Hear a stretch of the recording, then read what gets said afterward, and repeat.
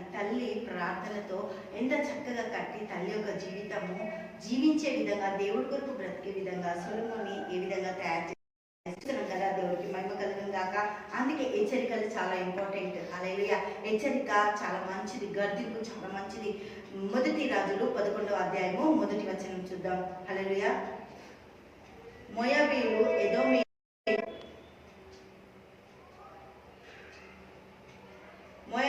ఎదోమీయులు, అమ్మోనీయులు, సిదోనీయులు, హెత్తీయులు అను జనులు మీ హృదయములను తమ దేవతల తట్టు తిప్పుదురు గనక వారితో సావాసము చేయకూడదనియు వారిని మీతో సావాసం చేయనీయకూడదనియు యెహోవా ఇశ్రాయేలుకు సెలవిచ్చి ఉన్నాడు. అయితే రాజైన సొలొమోను ఫరో కుమార్తెలు గాక ఆ జనులలో ఇంకా అనేక మంది పరస్త్రీలను మోహించి కామాంతులపై వారిని ఉంచుకొని వచ్చెను. అతనికి 700 మంది రాజకుమార్తెలైన భార్యలు, 300 మంది ఉపపత్నులు కలిగి ఉండిరి. అతని భార్యలు అతని హృదయము తిప్పివేసిరి. సొలొమోను వృద్ధుడైనప్పుడు అతని భార్యలు అతని హృదయము ఇతర దేవతల తట్టు తిప్పగా అతని తండ్రి అయిన దావీదు హృదయము వలె అతని హృదయము దేవుడైన యథార్థంగా కాకపోయేను. దేవుడికి మహిమ కలుగును గాక. సొలొమోను ఈ యొక్క దావీదు లాంటి హృదయము, దావీదుకి ఎంతమంది ఉపపత్నులున్నా ఎంతమంది భార్యలున్నా దావీదు దేవుని వైపు చక్కగా చూస్తూ దేవుని సన్నిధానంలో బ్రతుకుతూ 7 సార్లు దేవులో కనబడుతూ ఆలయానికి పరిగెత్తుతూ ప్రార్థిస్తున్న దావీదు లాంటి కుమారుడు తయారవుతాడు సొలొమోను అనుకుంటే, పట్టాభిషేకం అయితే చేసి రాజైతే అయిపోయాడు. కానీ దావీదు నడవడికలో నడవలేదు. ఇతర స్త్రీలని, అన్య స్త్రీలని, వాదులని అన్నిటినీ కూడా ఏకమైన దేవతలకు బలులు అర్పిస్తూ భార్యలు, దేవునికి స్తోత్రం, 8వ వచనం చూస్తే తమ దేవతలకు ధూపం వేయించు బలులు అర్పించుటకు పరస్త్రీలైన తన భార్యల నిమిత్తం అతడు ఇలాగా చేశాను. భార్యలు చెప్పిన మాట విని ఏమైపోయిందట.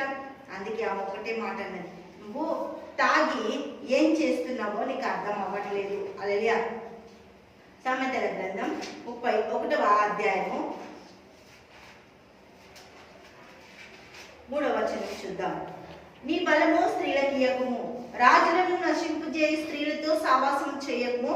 ద్రాక్షారసం తాగుట రాజుకు తగదు, లెమియేలు అది రాజుకు తగదు, మద్యపానాసక్తి అధికారులకు తగదు. దేవుడికి స్తోత్రం.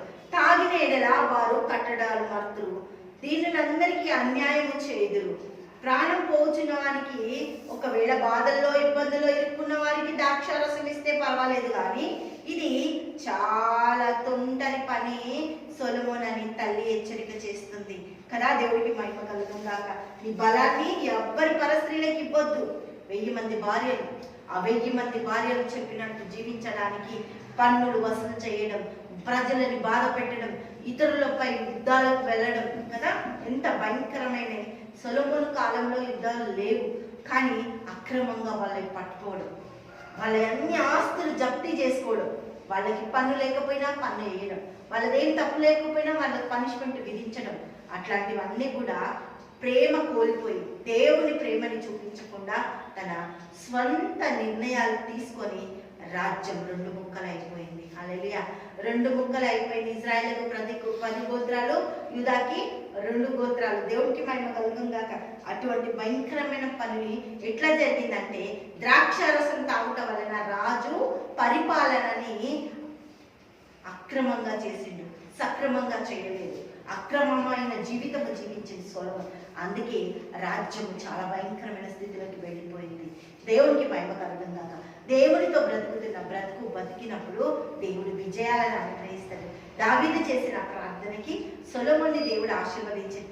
కానీ సొలొమోను అక్రమమైన స్థలాలలో ఆ దేవుడికి విరోధముగా చేసిన ప్రతి పనులలో దేవుడు సొలొమోనుని ఏం చేసేసిండు? 10 రాజ్యాల నుంచి తప్పించి 2 మాత్రమే పెట్టింది. ఆ 2 కూడా ఎందుకు? యేసుక్రీస్తు ప్రభు రావాలి కాబట్టి 2 రాజ్యాలు మాత్రమే ఈ యొక్క సొలొమోనుకి ఇవ్వడం జరిగింది. దేవుడికి స్తోత్రం. దేవుని జీవితం చాలా గొప్పది. పరలోకపు తండ్రి నీకు వందనాలు, స్తోత్రాలు, అద్భుతాలు, ఆశ్చర్యకారాలు చేస్తున్నాం, కృతజ్ఞతలు చెల్లిస్తూ యేసు నామములో ప్రార్థిస్తున్నాము తండ్రి. ఆమేన్, ఆమేన్.